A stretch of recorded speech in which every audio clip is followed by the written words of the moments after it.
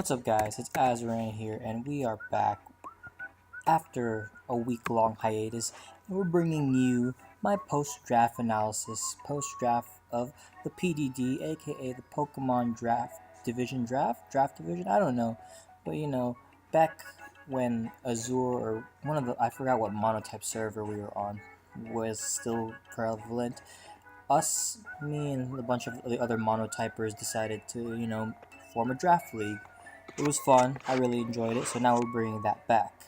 So the way we conducted this draft was an auctioning draft where we had 1100 points. We had 1100 points, and then we would draft Mons from tier 1s through 5. Tier 1 starts at a base bet of 80, Tier 2 starts at a base bet of 60, Tier 3 55, Tier 4 50, and Tier 5 35. I might have been messing up my words there, but you can see it on the screen here. You get the point. So when it was our turn to draft, we wouldn't actually draft a mon. We would suggest a mon to draft, and then we would bid it off from there. So positioning in the draft didn't really matter, but rather paying attention to and spending your money wisely. And I don't know if I spent it well, but I feel like I'm gonna make that do with what I have right now. I don't think I spent it well, but I can make up for it in free agency and adjust my team to my liking. So the first mon I bid for was Galvantula, and we'll see here actually on this sheet here that I bet out of my 1100 points, I bet 90, which I thought it was a pretty solid deal. Pretty solid deal in my opinion. Galvantula is a Weber, which is very important for because especially for my next one. Also, it has nice bug coverage being rare. I don't know, bug coverage is always good, and it's a Volt Switcher. It sets up the webs, which is very important to my team, because my team doesn't really have too much speed control, so I'm going to be relying on webs plus webs to and pressuring them to defog or rapid spin the webs away to succeed in this draft. And the reason why I picked Galvantula for webs is because of this mon. This mon right here, Tapu Lele, unseen. I don't even know why this mon was not banned. This mon is so fucking broken. When the 1 immunity to its stab plus 1.5, so aka a times 2.25 boost to its psychic moves, its other stab is fucking fairy, which is super effective on dark, the 1 immunity to psychic. So this mon is busted. I mean, steel types, it has HP fire, focus blast, ghost types, shadow ball. Like, nothing switches in on this. If I can run Scarf, I can run Specs, I can run Terrain Extender, Life Orb. This thing also has some really interesting options, actually. It has Counter, not Counter, sorry, I'm tripping. It has Taunt, it has Calm Mind, it has Nature's Madness. I can even use Guardian of Alola for a fatter team or something like that, if I so desire. I don't know, like Farium, like Tapunium Z, which is like Guardian of Alola. By the way, in this draft, no like Z status moves are allowed, only Z attacking moves. So that doesn't include like Z mirror move, because that boosts your attack. Even though Z mirror move is an attack, it still boosts you +2 in attack, so it doesn't count. So only like All Out Pummeling, Inferno Overdrive, blah blah blah, standard Z moves like that are allowed in this draft, which is fair, I would say. So next mon, I was just drafting willy-nilly, and somebody proposed Jellicent, and Jellicent is a solid water resist, also a normal immunity and fighting immunity. Very good. So Jellicent right here, really good mon, lots of utility. It can be late game sweeping, acid, armor, stall set. It has Toxic, it has Will-O-Wisp, it has Scald to burn. You can even run Confuse Ray. It's a Trick Room setter, potential Trick Room setter. Shadow Ball, Hex, Giga Drain if you really want to be offensive, Energy Ball, I don't know, Magic Coat, Nightshade, some really good moves here, but I'm probably, the main moves I'm going to use is obviously Recover, because it's longevity as Spadef Wall. I'm going to be using Trick Room sometimes to counteract super fast teams, Toxic for stally teams, Burn for more physically attacking oriented teams, Hex and Skull to take advantage of those statuses.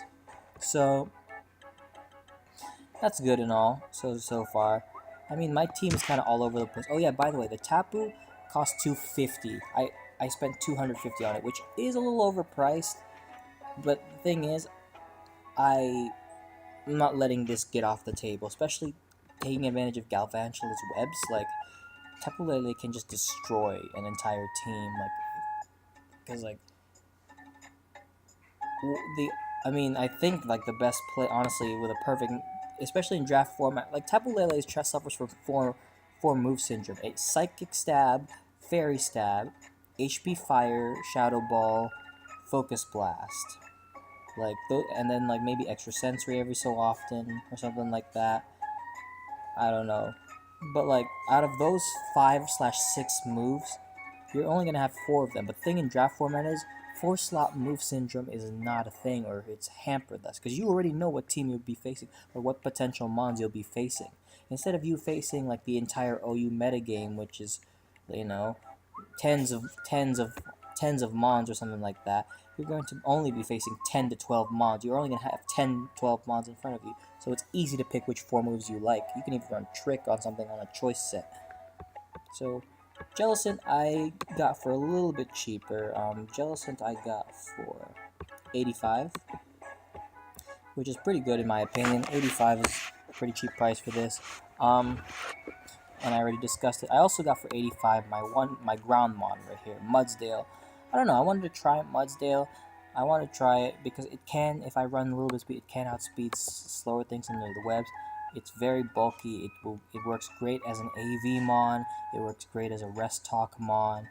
It has, all the moves it needs to hit things with. Close combat, super power for fighting stab, heavy slam for like steel.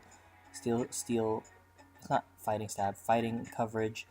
Heavy slam for like steals and fairies, dealing with fairies like Tapu Bulu or something like that on the switch in. Earthquake, standard ground stab, And then it does not it has low sweep and bulldoze, which are good to slow down your opponent. I see Iron Defense. I can run Iron Defense even though that's kind of useless because of stamina. But yeah, rest. So I'm probably gonna run rest, sleep talk on it, or I'm gonna run AV or like some like Stolly Toxic set. So that's a physical wall, I guess, that hits just as hard. And now I move on to the next one I got, which is what I call the counter to Tapu Lele that threatens it out. Because the thing is, like, Muck with an AV, like, even Specs Lele's Moonblast doesn't do too much to this thing. And, like, and either side of the 50-50 of a Muck, you're either getting Pursuited or Poison Jab, and it's not gonna be fun. When you've got Stab Knockoff and Poison to boot, it's really good. And then Poison Touch, adding that extra chance to poison, and like 12.5% per turn is really crucial. Also, this is a psychic immunity for my own self, for Uniclus, for Latios, and stuff like that, and I can Pursue Trap them in return.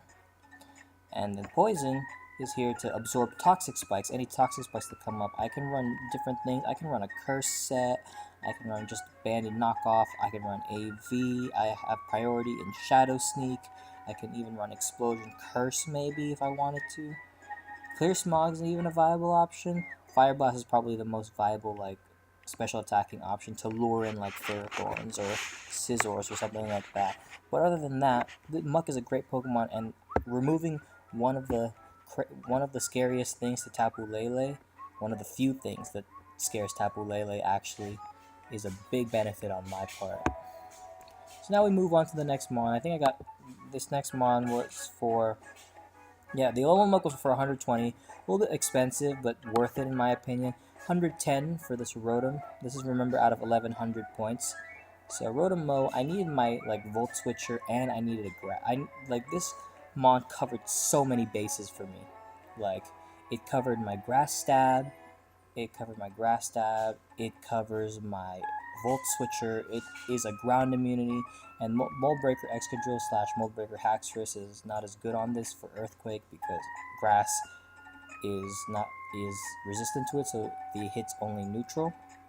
So I think it's good. Once again, Rotom has Volt Switch and Leaf Storm as its main 2 stabs. I can run Trick, T-Bolt, Sucker Punch even, Will-O-Wisp, defensive set, Scarf set, standard things.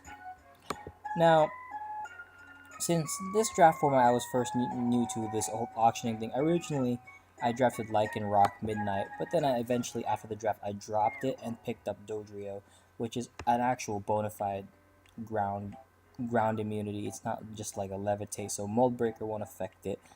It's my one mon that has 110 speed or up. It can learn Knock Off, Jump Kick, good stabs in Brave Bird, and Return.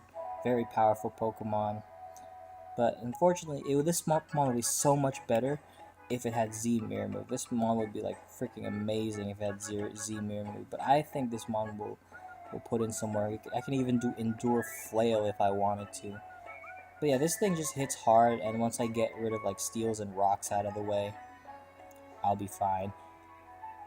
So the next few Mons, I'm not even going to name their prices because I got them for pretty cheap. Like, originally I drafted Heracross, but then I dropped it for Mienshao because I needed another U-turner, because U-turners are always very helpful. Like a U-turn combo. So I got Mienshao here, which is a lot faster than Heracross. Close to the same amount of strength. Has good moves in high jump kick, has fake out, has two amazing abilities in either reckless or regenerator to boost that high jump kick, or to have longevity in taking a hit, switching out with a scarf set, and then regenerating the health back by U-turning.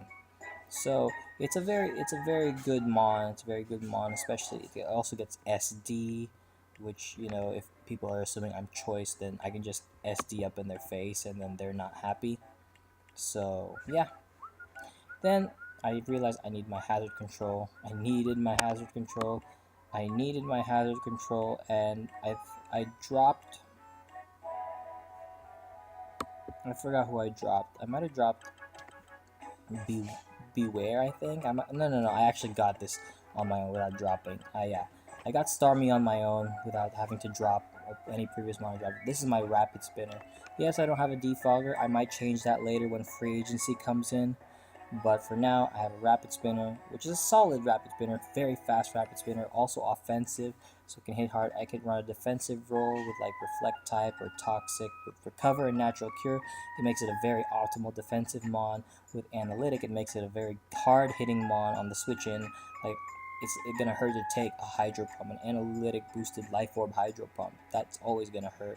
It has like Power Gem, for I guess like Volcarona if you don't want to miss with Hydro, or you don't want to like do not enough damage with Skull. It has Energy Ball.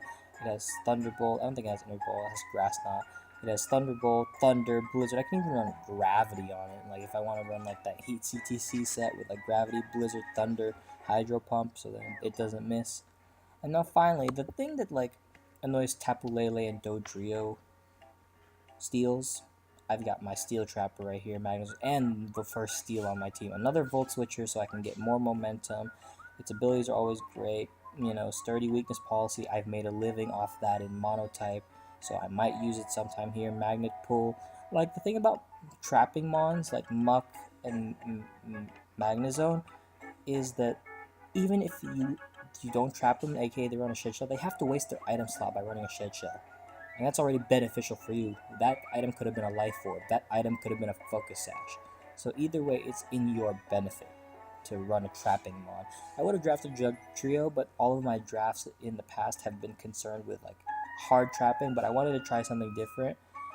But I wanted to stay kind of in my comfort zone. So I got a little bit out of my comfort zone, getting like mons that are more offensively oriented and that don't have as much speed control. I'm going to try Sticky Web in the draft format and see how it works.